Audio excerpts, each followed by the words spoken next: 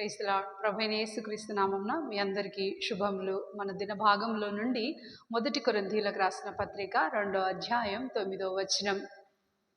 దేవుడు తన్ను ప్రేమించే వారి కొరకు ఏవి సిద్ధపరిచెనో అవి కంటికి కనబడలేదు, చెవికి వినబడలేదు, హృదయమునకు గోచరం కాలేదు.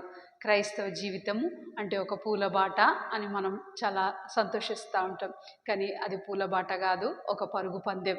ఒక పరుగు పందెంలో వెళ్తున్నవాడు ఆ పందెాన్ని గెలవడానికి ప్రయత్నం చేస్తున్నవాడు హాయిగా సంతోషంగా ఛేదించలేడు. కంపల్సరీ అది సునాయాసంగా అయితే దొరకదు. తప్పనిసరిగా ఆయన ఎంతో పరిగెత్తవలసిందే, ఎంతో ప్రయాసపడవలసిందే, ఎంతో చెమట ఓర్చవలసిందే. మనం కూడా ఇదే క్రైస్తవ పరుగు పందెంలో ఉన్న మనం ప్రభు మనల్ని ఒక బహుమానం ఇవ్వడానికి సిద్ధపరుస్తూ ఉన్నాడు. అదేం బహుమానం అంటే పరలోకం కొరకు మనల్ని సిద్ధపరుస్తాడు. ఆ పరలోకము ఒక పరుగు పందెంలో ఉన్న బహుమానమే సునాయాసంగా రాలేదు. పరలోకం మనకు సునాయాసంగా వస్తే దాని విలువ మనకు తెలియదు కదా. కనుక ప్రభు మనల్ని ఆయా పరిస్థితులు గుండా తీసుకెళ్తా ఉంటారు. అది మన క్షేమం కలిగించేదే, మనకు మేలు కలిగించేదే.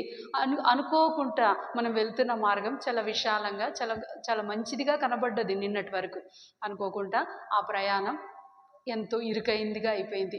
ఇక అడుగు తీసి అడుగు వేయలేకపోతున్నాం. మాట్లాడుతున్న మనుషులు నిన్నటి వరకు ఎంతో స్నేహంగా ఉన్నారు. వాళ్ళు ఏమయ్యారంటే మన మీదే తిరుగుబాటు చేసి వెళ్ళిపోయారు. వాళ్ళు ఎందుకు వెళ్ళిపోయారు?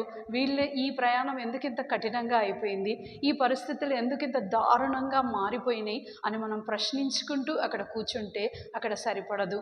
మనకు ముందు పరిగెత్తడం ఆ పరుగు పందెము పరిగెత్తడానికే ఉంది. ఇక్కడ గతించినవి ఆలోచించుకుంటూ కూర్చుంటే మిగిలేది ఏముండదు. కనుక మనం పరిగెత్తుతానే ఉండాలి. ఆ పరిగెత్తే దాంట్లో మనకు ధైర్యం అవసరం, మనకు ఎంతో కృప అవసరం. ఇటువంటి అన్ని ఇచ్చుటకు ప్రభు అయిన యేసుక్రీస్తు వారు మన పక్కనే, మనం వెళ్తున్న ప్రతి మార్గంలో ఆయన కూడా ఉన్నారు.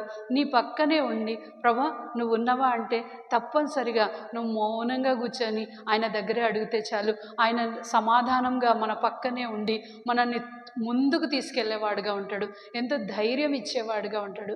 ఒకవేళ నీ జీవితంలో కూడా ఇటువంటి ధైర్యం చెడిపోయిన పరిస్థితులలో నువ్వు ఉండవలసిన స్థానంలో వేరే ఒకరు వచ్చి ఉన్నారే, నీ సామర్థ్యత గుర్తించబడట్లేదే అని నువ్వు అనుకున్నట్లయితే ప్రభు ఇది నీ మేలు కొరకే చేశాడు. నీ జీవితంలో ఆ మనిషి వెళ్ళిపోయిండు అంటే నీవు భవిష్యత్ దినాలలో మళ్ళీ ఆ హృదయ వేదన పొందొద్దని దేవుడు కోరుకుంటాడు. ఆ కారు మేఘం నీ దగ్గర నుంచి కదిలి వెళ్ళిపోయిందంటే ఒక గొప్ప ఇంద్రధనుస్సుగా మారడానికి.